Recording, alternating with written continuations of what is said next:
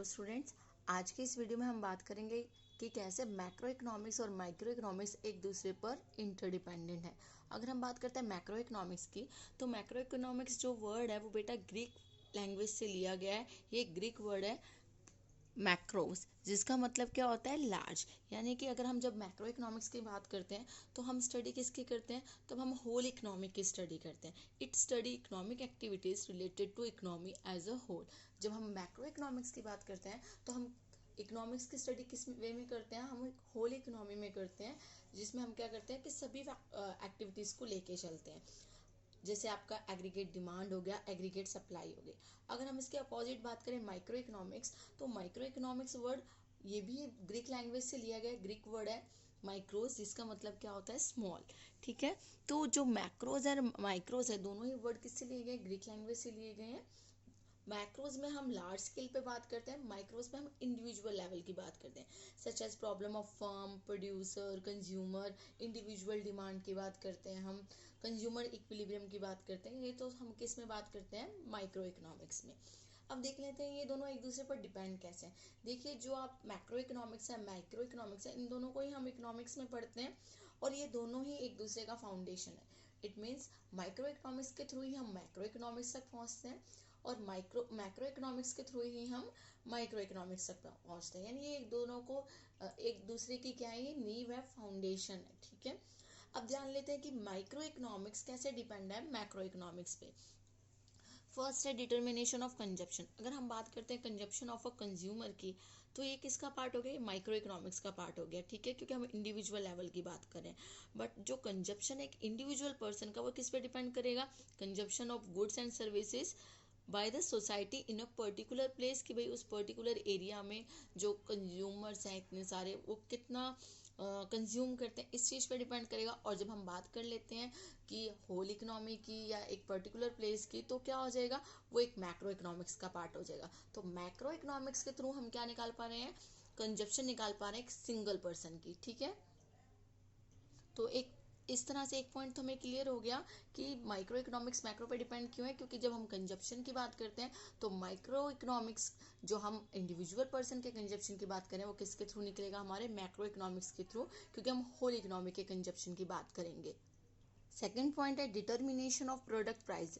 देखिए, जब हम प्रोडक्ट प्राइस की बात करें तो एक कमोडिटी की बात करें, ये डिपेंड किस पे करता है, general price of the economy पे डिपेंड करता है कि एक पर्टिकुलर प्राइस कितना होगा एक कमोडिटी का, ये जनरल प्राइस लेवल पे डिपेंड करता है। और जो जनरल प्राइस लेवल है वो हम किस पे निकालते हैं, वो हम मैक्रो इकोनॉमिक्स में निकालते हैं। इसलिए हम कह सकते हैं कि ये पार्ट तो है किसका, इंडिविजुअल प्राइस जो हम निकाले एक कमोडिटी का, वो है तो पार्ट माइक्रो इकोनॉमिक्स का, पर डिपेंड किस पे है, जनरल प्राइस पे डिपेंड है, जो कि किसका पार्ट है, वो किस में स्टडी करते हैं, हम माइक्रो इकोनॉमिक्स में स्टडी ना करके हम उसे हम मैक्रो इकोनॉमिक्स में स्टडी करते हैं।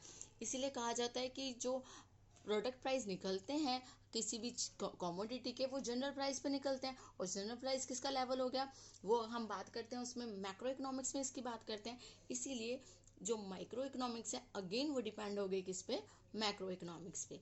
फिर थर्ड आता है determination of wage rate. Wage मतलब एक पर्सन को कितनी सैलरी दी जाएगी, कितना पर डे उसको कितना अमाउंट चार्ज करेगा वो अपने सर्विसेज के लिए।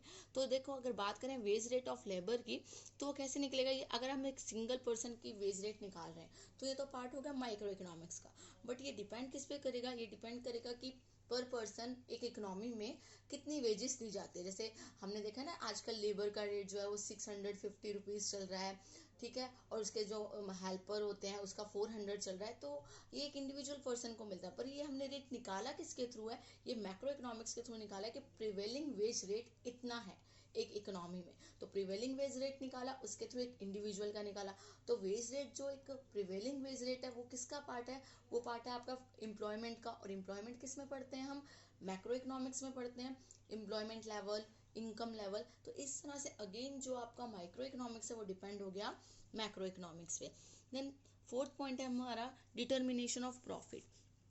अगर हम डिटर्मिनेशन ऑफ प्रॉफिट की बात करें, एक सिंगल पर्सन को कितना प्रॉफिट होता है, एक फर्म को कितना प्रॉफिट होता है, तो ये हम कैसे निकालेंगे, ये हम माइक्रो इकोनॉमिक्स में निकालेंगे। बट जो उनका प्रॉफिट है वो डिपेंड किस पे करेगा, एम्प्लॉयमेंट लेवल पे, एग्रीगेट डिमांड पे, नेशनल इनकम पे, जनरल प्राइस लेवल पे। और ये सारे टॉपिक्स हम किस में पढ़ते हैं, मैक्रो इकोनॉमिक्स में पढ़ते हैं। तो इससे हमें क्लियर हो रहा है कि जो माइक्रो इकोनॉमिक्स है वो इनडायरेक्टली किस पे डिपेंड है, हमारी मैक्रो इकोनॉमिक्स पे। देन फिफ्थ पॉइंट है हमारा डिटर्मिनेशन ऑफ इंटरेस्ट रेट। देखिए इंटरेस्ट रेट अगर हम बात करें कि एक पर्टिकुलर पर्सन को कितना इंटरेस्ट मिलेगा अगर वो सेविंग करता है, तो ठीक है कितना इंटरेस्ट देना पड़ेगा, तो ये हम बात कर रहे हैं अगर इंडिविजुअल लेवल पे तो माइक्रो इकोनॉमिक्स में। बट जो इंटरेस्ट रेट है वो एक होल इकोनॉमी में कितना मिल रहा है, जैसे 4% हमने पढ़ा बैंक रेट 4% मिल रहा है, किसी को अगर हम CRR वो अलग मिल रहा है, तो अगर हम नॉर्मल एक पर्सन को अगर वो लोन लेता है तो उसे कितना देना पड़ेगा, ये बात कर लेते हैं हम इंडिविजुअल लेवल पे। बट लेकिन होल इकोनॉमी में ही से तो इंडिविजुअल लेवल का इंटरेस्ट निकलता है कि उसे कितना पे करना पड़ेगा और सेविंग पे उसे कितना इंटरेस्ट मिलेगा, ठीक है। तो जो मैक्रो इकोनॉमिक्स वेरिएबल है लाइक डिमांड हो गया, आपके कितनी डिमांड है मार्केट में, जितनी ज़्यादा डिमांड होगी मार्केट में उतना इंटरेस्ट रेट आपको हाई मिल जाएगा, और जितनी डिमांड कम होगी उतना इंटरेस्ट रेट आपको कम मिलेगा। तो ये बात हम किस में करते हैं, हम ये बात करते हैं मैक्रो में।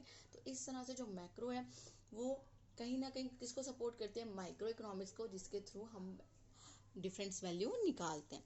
तो एक पॉइंट से तो हमारा क्लियर हो गया क्या कि किस तरह से हम मैक्रो इकोनॉमिक्स की हेल्प से माइक्रो इकोनॉमिक्स वैल्यूज निकालते हैं, यानी कि हमने डिपेंडेंस देख ली माइक्रो इकोनॉमिक्स की किस पे, मैक्रो पे। अब बात कर लेते हैं किसकी, अब बात कर लेते हैं हम कि मैक्रो इकोनॉमिक्स कैसे डिपेंड है माइक्रो इकोनॉमिक्स पे, ठीक है। देखो मैक्रो इकोनॉमिक्स में मैंने बताया आपको ये स्टडी किससे रिलेटेड होती है, एग्रीगेट से, national income, total output, general price level, ये सारे हम मैक्रो इकोनॉमिक्स में पढ़ते हैं, ठीक है।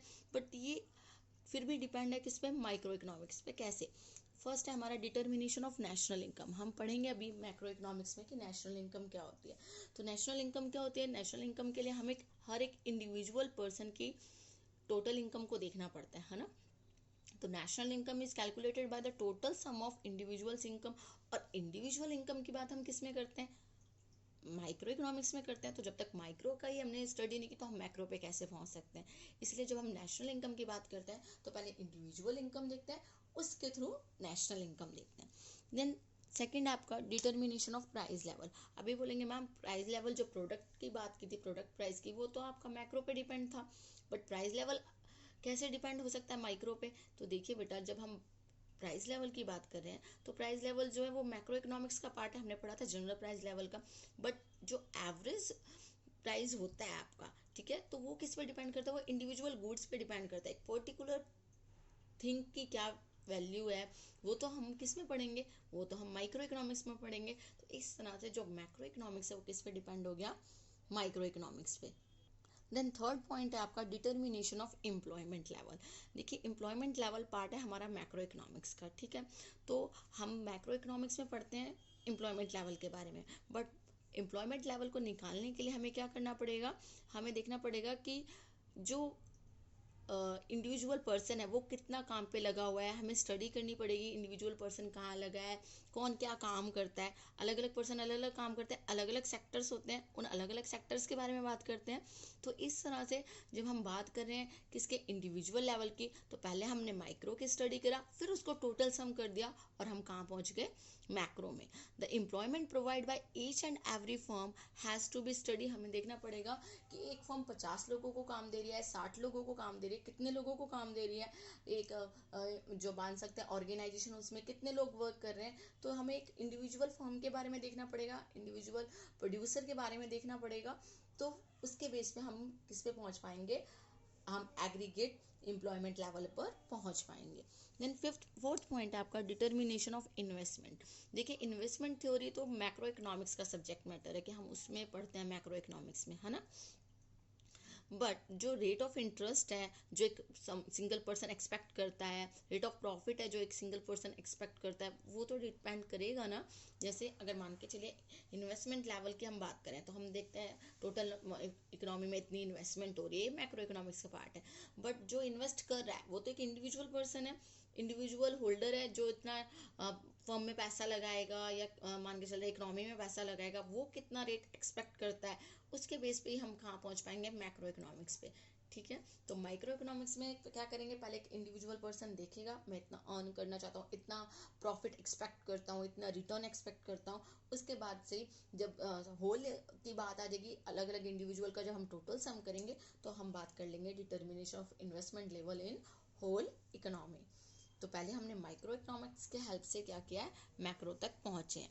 Then study of total saving, देखिए वर्ड आ रहा है टोटल सेविंग, तो टोटल सेविंग के लिए पहले सिंगल सेविंग का ऐड ऑन करेंगे तो ही टोटल सेविंग निकलेगी।